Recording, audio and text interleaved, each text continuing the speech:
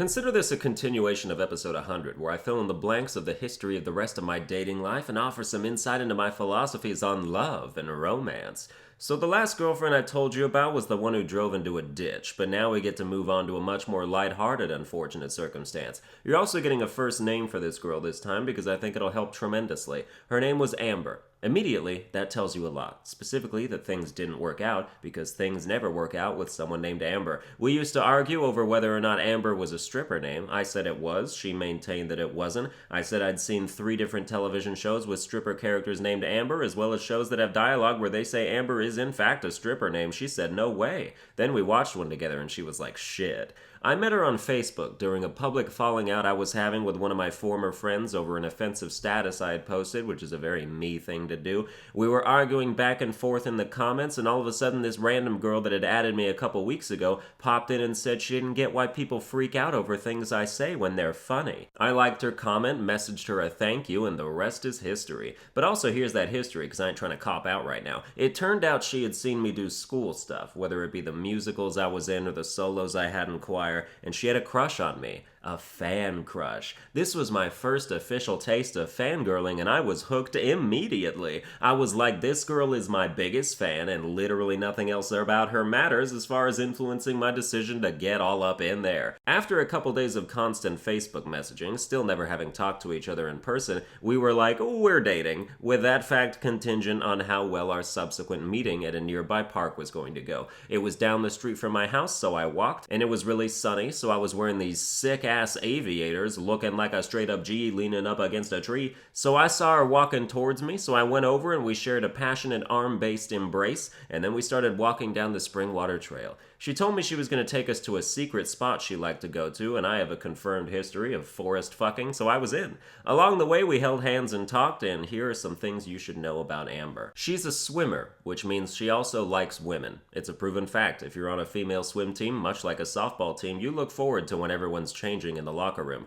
Swimmers are very pretentious because they think swimming should be taken seriously, and they're wrong. At least competitive sprinting makes sense to train for because you have the added benefit of being able to outrun danger, like rapists or the police. But I don't care how fast a swimmer you are, you can't outspeed a shark. Being a fast swimmer serves no survival purpose, or recreational one, because the point of being in a pool is just to be in a pool. Doing laps in a pool is like going to Hawaii to conduct business. You're missing the point of a vacation destination. Also, watch out for lava. She's also a hippie. This is probably her most important trait. She would say things like, I think I found my John, referring to me being her John Lennon, not a guy who hires prostitutes or a toilet. And I mean, I can do a pretty accurate rendition of Imagine, but I for sure don't identify as a member of a band that's been blown way out of proportion for the last 60 years.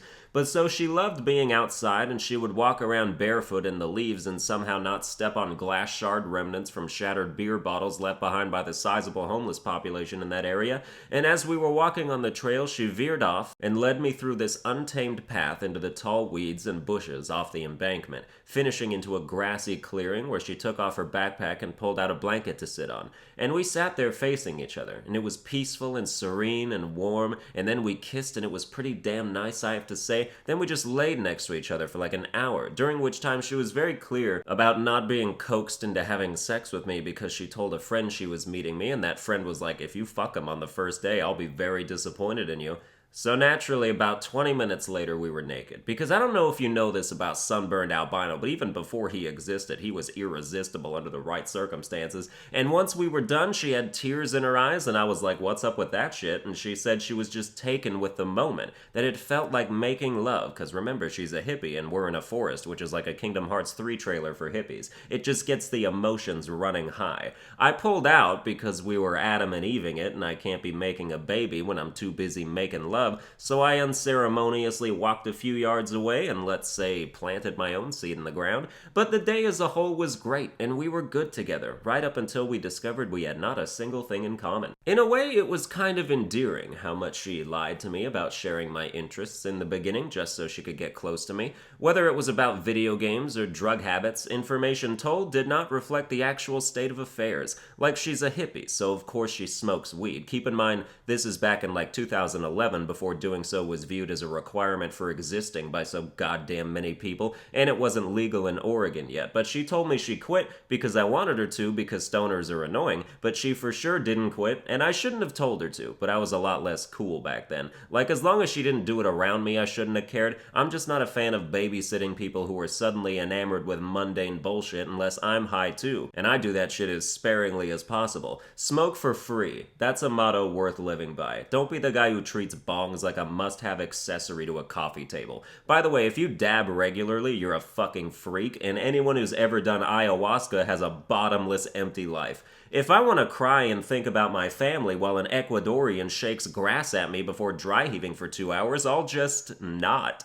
So anyway, a couple months in, me and Amber were both like, why are we even together? As we were messaging on Facebook once, and we went, what if we just change our relationship statuses right now? Because this was back when Facebook was the certificate of authenticity in relationships and not just a propaganda machine that sold our data. So I hovered over the option to change it, and I was messaging her like, alright, I'm gonna do it. And she was like, alright, me too. And I was like, alright, I'm doing it. And she was like, wait. And I was like, yeah, okay, forget it. And we were together for 9 months. Which to me proves that raw chemical magnetism can hold down the fort on its own. When you're drawn to someone, you don't really need anything else, for a while at least. In regard to us getting busy the same day we met, people say that cheapens a relationship, but to me it just catalyzes attachment and trust, and if done in the pursuit of a serious relationship, I think it makes faster strides to that level of commitment. Because it doesn't take long to decide whether you want someone for a good time or a long time. She wanted me for a long time, but she also wanted other guys for a good time at the same time, so I was in for a bad time.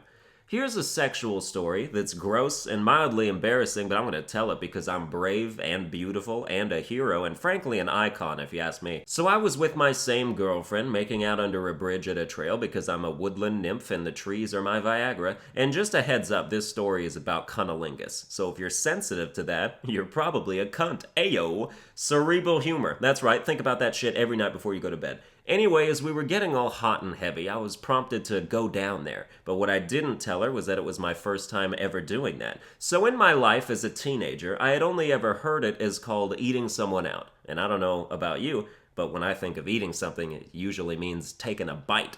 And if that made you wince, you can probably kind of imagine how my girlfriend was feeling as I was munching her twat. No, it was great. I was in full chain chomp mode, just gnashing away at the most sensitive part of the female body, like Pac-Man's pet shark after it smells blood in the water. There was no blood in the water, at first. I actually didn't know because she didn't tell me until later, probably out of politeness. But then again, to let me think I'm doing it right like that for the future is not very polite at all. But she didn't tell me until later that it was horrendous and that she bled a little from my mildly cannibalistic approach to oral pleasure.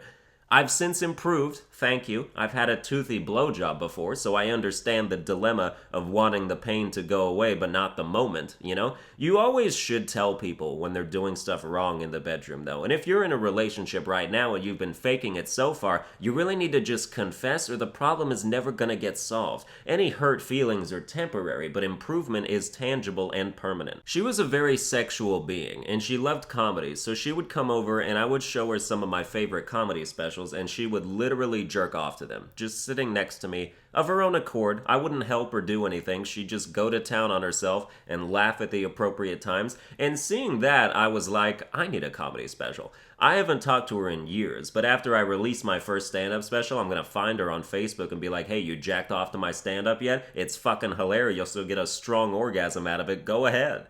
Eventually, she dumped me because with school and busyness, we only got to see each other once a week, and she let the connection slip away. I didn't find out she cheated until after we broke up, but I asked when, and it was like a couple days before Christmas, where she got me a bunch of neat stuff like pajamas and a shitload of my favorite candy, and I remember being like, hot damn, Amber, you went all out, and now I'm like, guilt.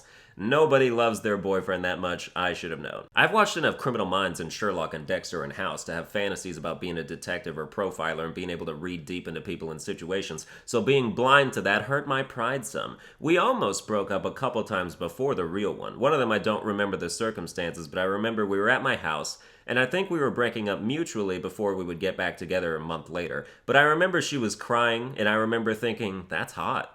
But before you get upset, I told her that shit, and her response was to lay down on my futon and pull her pants down because she understood it. She was like, I totally get that. And I didn't actually do anything at that point because I felt weird, but hey, that's two people operating on the same wavelength right there. When someone cries over you, it's romantic. It's an expression of love and the pain of loss you caused by her not being able to be with you anymore, and romantic stuff turns me on because Sunburned Albino is a lover. But that's basically the extent of my romantic history. My next girlfriend after Amber was the one I talked about in the late 20s of this series, and that one video I deleted, and beyond that, the only other proximity-based relationship was the whole Nebraska arc. So now my entire list of physical and emotional failures is immortalized for the world to see. Probing my own memory for stuff like this is fun, even when the subject matter is dismal, to say the least. But that's going to do it for this episode. I hope you enjoyed it. If you did, you can like, share, and subscribe, and I'll see you guys next time.